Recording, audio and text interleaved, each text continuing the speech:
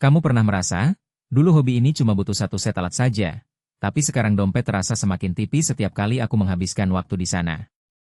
Pertanyaan itu muncul di benak banyak orang ketika mereka menyadari biaya hobi yang dulu terasa ringan kini berubah menjadi lubang uang yang menganga.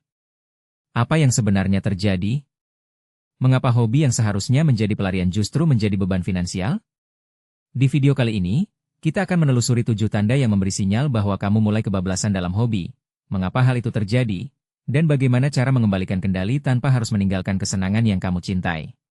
Pembuka, menggali kenyataan di balik kegembiraan. Bayangkan kamu baru saja menemukan dunia fotografi.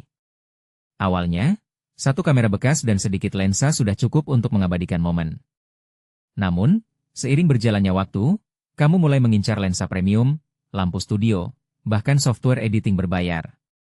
Hobi yang dulu sederhana kini menelan ratusan ribu rupiah tiap bulan. Ini bukan sekadar kebetulan. Ada pola psikologis dan kebiasaan finansial yang berperan.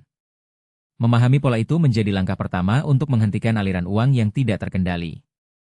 Konteks masalah. Dari kesenangan menjadi beban, banyak orang menganggap hobi sebagai uang tidak penting karena mereka menilai kepuasan emosional lebih tinggi daripada nilai materi. Namun, ketika hobi menggerakkan pengeluaran rutin, ia masuk dalam kategori pengeluaran tidak esensial yang seharusnya diatur. Tanpa batasan, keinginan untuk memiliki peralatan terbaru, mengikuti tren, atau sekadar upgrade menjadi mesin penguras tabungan. Akibatnya, tagihan bulanan menumpuk, dana darurat menipis, dan impian finansial lainnya terancam.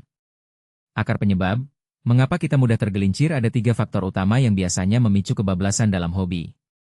Pertama, efek sunk cost atau biaya yang sudah dikeluarkan membuat kita merasa harus terus melanjutkan agar tidak sia-sia. Kedua, tekanan sosial dan komunitas online yang menampilkan standar tinggi. Misalnya, influencer yang selalu memamerkan peralatan terbaru, menimbulkan rasa tidak cukup. Ketiga, kurangnya perencanaan keuangan yang memisahkan antara kebutuhan, tabungan, dan hiburan. Tanpa kerangka yang jelas, setiap keinginan baru langsung masuk ke dalam daftar belanja. Kerangka solusi. Mengubah pola pengeluaran menjadi kebiasaan bijak untuk menghentikan kebablasan, kita perlu membangun kerangka kerja yang menggabungkan 3 elemen. Penetapan batas, pemantauan real-time, dan evaluasi berkala. Penetapan batas berarti menentukan berapa banyak uang yang dapat dialokasikan untuk hobi setiap bulan tanpa mengorbankan kebutuhan utama. Pemantauan real-time melibatkan pencatatan setiap pengeluaran secara detail, sehingga kamu dapat melihat pola dan mengidentifikasi pemborosan. Evaluasi berkala memberi kesempatan untuk menilai apakah pengeluaran tersebut masih sejalan dengan tujuan kebahagiaan dan kesejahteraan finansialmu. Tanda-tanda kebablasan. 7 peringatan yang harus kamu kenali. Salah satu tanda pertama muncul ketika kamu mulai menunda pembayaran tagihan penting demi membeli perlengkapan hobi baru. Ini menandakan prioritas yang terbalik, di mana kepuasan sesaat mengalahkan kewajiban finansial. Selanjutnya, kamu mungkin menemukan diri terus-menerus memeriksa katalog atau marketplace, bahkan ketika tidak ada kebutuhan nyata. Kebiasaan ini menandakan bahwa otakmu sudah terprogram untuk berburu barang, bukan sekadar menikmati aktivitas. Tanda ketiga muncul ketika kamu merasa cemas atau bersalah setiap kali melewatkan penawaran diskon atau promo khusus terkait hobi. Rasa takut kehilangan, FOMO, ini sering menjadi pemicu pengeluaran impulsif. Tanda keempat terlihat ketika kamu mulai mengorbankan waktu bersama keluarga atau teman demi mengejar proyek hobi yang semakin kompleks.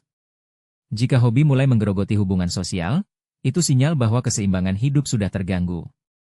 Selanjutnya, kamu mungkin menemukan bahwa kamu selalu menunda menabung atau investasi karena saya masih butuh uang untuk hobi. Penundaan ini mengindikasikan bahwa hobi sudah menjadi alasan utama menolak menyiapkan masa depan finansial. Tanda keenam muncul ketika kamu merasa terpaksa menjual barang pribadi atau meminjam uang untuk menutupi biaya hobi. Ini jelas menunjukkan bahwa aliran uang tidak lagi seimbang. Terakhir, kamu akan merasakan penurunan kepuasan saat mengerjakan hobi. Apa yang dulu memberi kegembiraan kini terasa sebagai beban karena biaya yang terus meningkat. Jika semua tanda ini muncul, maka kamu berada di ambang kebablasan yang harus segera diatasi. Anekdote nyata. Dari hobi menjadi lubang uang, mari kita lihat kisah Rina, seorang karyawan kantor berusia 32 tahun yang memulai hobi merajut sebagai cara mengisi waktu luang. Awalnya, dia hanya membeli 1 set benang dan jarum. Dalam setahun, Rina tergoda oleh komunitas online yang menampilkan pola rajutan kompleks, sehingga dia membeli mesin rajut otomatis, berbagai jenis benang premium, dan bahkan mengikuti workshop berbayar. Pengeluarannya melonjak menjadi 3 juta rupiah per bulan, sementara tabungan daruratnya menurun drastis. Ketika tiba-tiba ada kebutuhan mendesak, perbaikan mobil, Rina terpaksa meminjam uang dari teman. Cerita Rina mengilustrasikan bagaimana hobi yang sederhana dapat berubah menjadi beban finansial ketika tidak diatur dengan bijak. Langkah praktis. Mengendalikan pengeluaran hobi secara sistematis berikut adalah rangkaian tindakan konkret yang dapat kamu terapkan mulai hari ini. Pertama, buatlah anggaran khusus hobi dengan batas bulanan yang realistis. Tentukan angka tersebut berdasarkan total pendapatan setelah mengurangi kebutuhan pokok, tabungan, dan dana darurat. Kedua, catat setiap pengeluaran hobi secara detail, baik itu pembelian perlengkapan, biaya kursus, atau langganan layanan. Gunakan aplikasi catatan keuangan atau buku catatan sederhana. Yang penting, data harus tercatat. Ketiga, evaluasi catatan tersebut setiap akhir minggu. Tanyakan pada diri sendiri, apakah pengeluaran ini memang diperlukan atau sekadar impulsif? Jika tidak, tandai sebagai potensi penghematan. Keempat, tetapkan aturan, 1 kali beli, 1 kali tunggu. Artinya, setiap kali kamu menemukan barang yang diinginkan, beri jeda 3 hari sebelum memutuskan membeli. Jeda ini memberi ruang bagi otak untuk menilai kembali kebutuhan sesungguhnya. Kelima, alokasikan sebagian anggaran hobi untuk proyek DIY atau perbaikan daripada selalu membeli barang baru. Misalnya, perbaiki kamera lama dengan aksesoris bekas daripada membeli kamera baru. Langkah ini tidak hanya menghemat, tetapi juga menambah rasa pencapaian. Keenam, manfaatkan komunitas hobi untuk berbagi atau tukar barang. Banyak grup yang menyediakan platform barter atau jual beli secondan dengan harga miring. Dengan cara ini, kamu tetap dapat menikmati hobi tanpa harus selalu mengeluarkan uang baru. Ketujuh, setidaknya sekali dalam 3 bulan, lakukan audit hobi. Tinjau semua peralatan yang dimiliki, nilai kegunaannya, dan putuskan apa yang masih relevan. Barang yang tidak terpakai dapat dijual atau disumbangkan, mengembalikan sebagian dana ke kantongmu. Tips tambahan, menghindari kesalahan umum seringkali, orang terjebak pada kesalahan menunda pembatasan. Mereka berpikir, saya akan batasi besok, namun besok selalu menunda lagi. Kuncinya adalah memulai dengan batas yang kecil, bahkan jika itu hanya Rp100.000 per bulan. Selanjutnya, hindari budget trap di mana batas anggaran secara perlahan dinaikkan tanpa alasan kuat. Jika kamu merasa perlu menambah batas, pertimbangkan apakah ada peningkatan pendapatan atau pengurangan pengeluaran lain yang seimbang. Jangan pula mengandalkan motivasi semata, kebiasaan membutuhkan sistem. Jadi, pasang pengingat di ponsel atau kalender untuk mengecek catatan keuangan secara rutin. Terakhir, jangan menganggap hobi sebagai pengeluaran tak terpakai. Hobi yang terkelola dengan baik dapat menjadi sumber pendapatan tambahan, misalnya menjual karya atau memberikan kelas. Namun, ini baru masuk akal setelah kamu menguasai kontrol pengeluaran dasar. Cara mengukur keberhasilan, apa yang harus dilihat? Setelah menerapkan langkah-langkah di atas, kamu perlu menilai apakah strategi tersebut berhasil. Ada 3 indikator utama. Pertama, persentase pengeluaran hobi terhadap total pendapatan. Idealnya, angka ini tidak melebihi 10% setelah kebutuhan utama terpenuhi. Kedua, pertumbuhan tabungan atau dana darurat. Jika dalam 3 bulan kamu melihat peningkatan saldo tabungan, berarti pengendalian pengeluaran hobi memberikan ruang bagi keuangan yang lebih stabil. Ketiga, tingkat kepuasan pribadi. Catat perasaanmu setelah setiap sesi hobi. Jika kamu masih merasa senang tanpa rasa bersalah atau kecemasan finansial, maka kamu berada di jalur yang tepat. Jika salah satu indikator menurun, kembali ke langkah audit hobi dan sesuaikan anggaran. Risiko umum dan cara mengatasinya. Meskipun langkah-langkah di atas cukup komprehensif, ada risiko yang tetap perlu diwaspadai. Salah satunya adalah overoptimis atau rasa terlalu yakin bahwa kamu dapat menahan diri. Jika kamu merasa terlalu percaya diri, cobalah menambahkan batas yang lebih ketat sebagai buffer. Risiko lain adalah peer pressure dari komunitas yang terus mempromosikan barang baru. Solusinya, pilihlah grup yang lebih fokus pada kreativitas daripada konsumsi.